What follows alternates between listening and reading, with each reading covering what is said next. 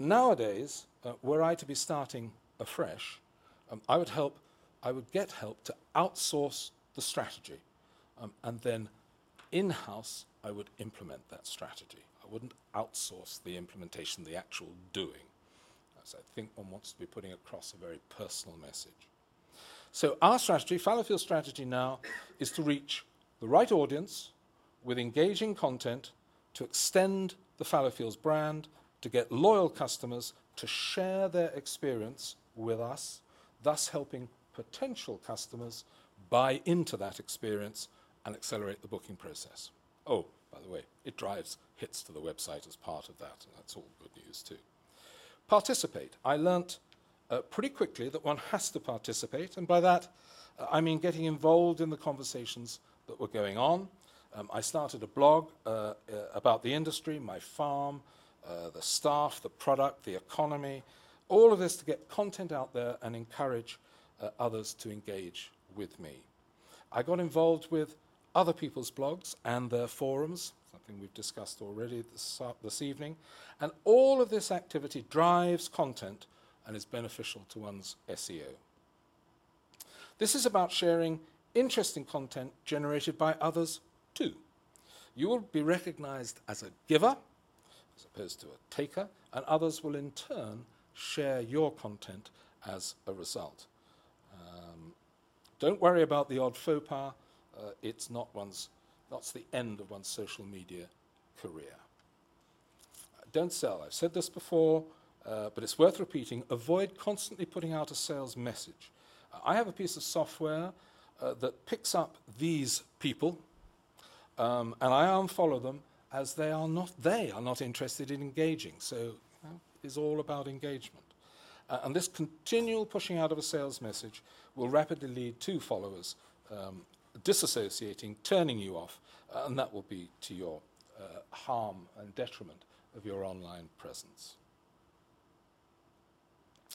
10% is the guidance, I guess, 10% product pushing. I have to admit I do more than that. And I probably lose a few people as a result. I do closer to 30%. I may scale that down a little bit, but I do 30% because I think I've got quite a number of different messages to be selling. We may be doing a cocktail masterclass, which will appeal to one set of people. We may be doing a wine tasting, which suits someone else. We may be doing a half-price lunch offer, that's something else. Weddings, something else. So I've convinced myself, I may be wrong, I've convinced myself that I can edge it up a little bit. I fully automate that activity, by the way, and I do that with a tool called Social Oomph. So, for example, if I'm promoting a lunch offer, and we happen to have one running at the moment, I'll write 10 to 15 different versions of the same offer, all pointing to the same landing page, but with slightly different content, and that content will be posted perhaps once a day or once every couple of days. So as far as conversation, I think social media should be treated as a conversation. It's like those cocktail parties, a few of you here will remember, of the 1950s. But aim to have lots of short chats. I mean, Christ, it's only 140 characters, that's all you can have anyway, but I mean, this is absolutely perfect for, and by God, it'll abbreviate you more than I am being abbreviated tonight, won't it? So treat it like the cocktail parties, light-hearted, relaxed as one can. It is an informal medium.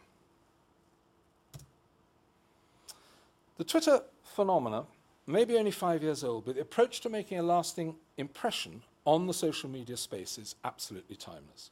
When companies want to establish themselves on Twitter, they should follow what they would do in any other social setting. You don't call it social media for nothing. So don't butt into that conversation in the pub. It's not advisable on this medium either. It will result in a quick retreat to some other part of the space. You can make the best impression if you're able to demonstrate you know the language of Twitter. With only 140 characters, it can be a bit daunting. And difficult to understand, perhaps, the technical side. The language may scare some people away, but failing to get on board means you may be missing a marketing opportunity. So whatever your business, my advice is to begin your presence on Twitter by posting links to items related to your business. So don't start off by promoting your business. Talk in more general terms about items related to your business, which you think others might find interesting. Set the scene, in other words, and then start mixing in something about your business. It shouldn't be too long before people see you as a trusted resource and a member of their community. The key is to be interesting and to add insight about you or insight about your business with every post.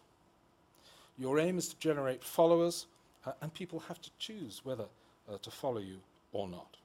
It's a great tool to enable any company to respond quickly to criticism of its product or service. It's said that if a brand takes time out to respond to criticism in the social space, 80% are likely to turn the situation around to their advantage. And that can turn ranters into ravers.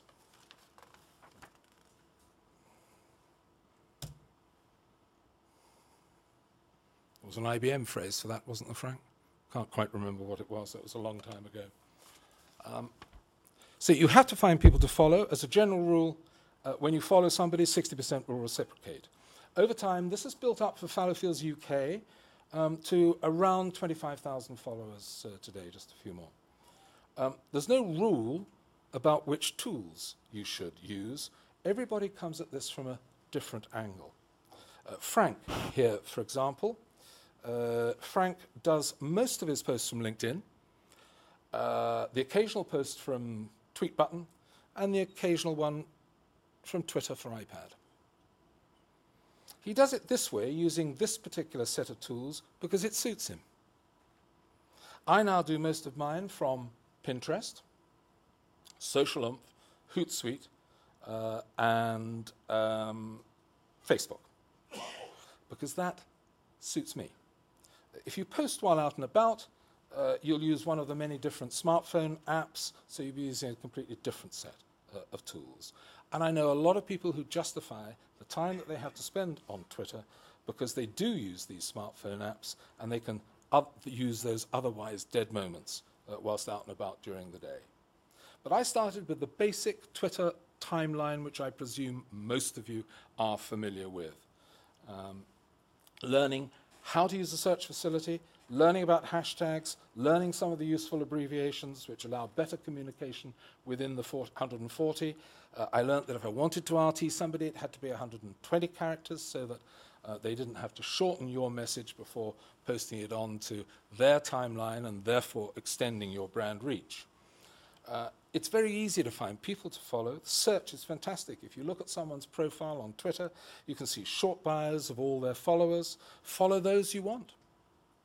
If you want to engage immediately, send them a salient message, and you'll increase that 60% to somewhere between 80 and 100.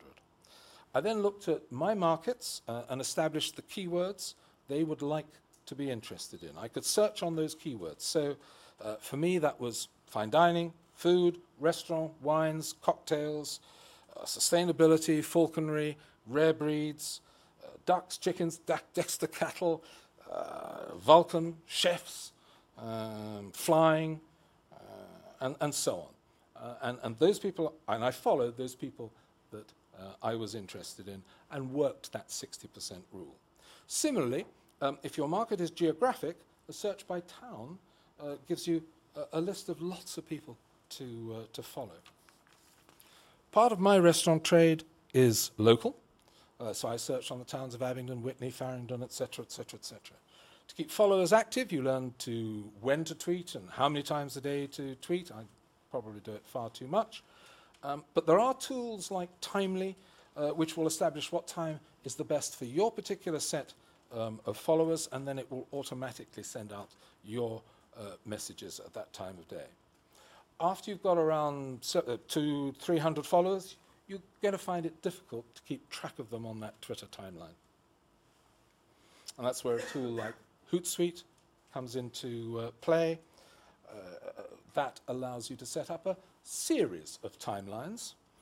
So one of my columns, for example, is entitled Local Media, and the only posts I see in that column are from Jack FM, Radio Oxford, etc., etc. Another column, Friends. So those are people I really want to, I want to follow their every word almost. Foodies, people who are food bloggers, vaguely interested in food. Chefs, so follow all or talk to all the top chefs. They're dedicated about food, hence slight differentiation. So, so that means that I actually ignore my total timeline. That's the timeline you see on Twitter. Remember, I've got 25,000 people on there. I don't look at that. I only look at these columns. So that probably reduces the number of people that I'm actually looking at to several hundred. So why have 25,000 followers? Because every one of those will be looking out for things they are interested in and will have set up searches, set up for specific keywords, and I'm aiming to post to find those keywords. One of those might be fine dining, for example.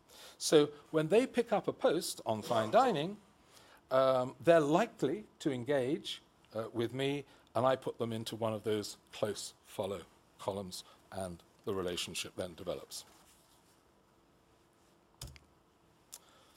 Why does it work? We're nearly there. It works because our social media strategy is integrated into our overall marketing effort.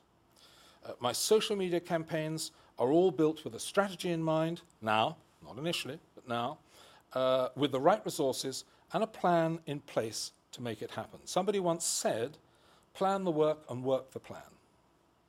I didn't try, or I don't try, too many tactics on social media channels. I keep my social media activities streamlined. I stick with what's working. I ensure that if I'm running a competition on Facebook, then all roads are leading to the end point of that conversation, be that booking on the website or more likers on Facebook, whatever it may be. By sexy, I mean one can think out of the box. I try new marketing tactics, perhaps from time to time have a bit of fun. I ran a do you call it a scone or a scone competition a year or two ago. It was a bit of fun. We did that on Twitter, and we ended up with a scone baking competition at Fallowfields involving half a dozen local scone bakers and my head chef, and we had a scone-off. I also did something for Kate and William's wedding. It was a joint promotion which was designed on Twitter one afternoon when I got talking to a local brewer in Oxford, Compass Brewery, and to a Gloucester firm of induction ovens, not ovens, plates. You can cook on induction ovens, and they're very safe and that sort of thing. And we put this whole thing together in an afternoon, involved a local charity, and we got footfall of several hundred through. I just had 2 tons of sausages delivered, and I really needed to get rid of a banger or two, so it helped me, helped them, helped the charity, and it was a lot of fun. We then held a food bloggers event that brought 15 food bloggers, a new phenomena, food bloggers, I suppose. They're mini restaurant reviewers.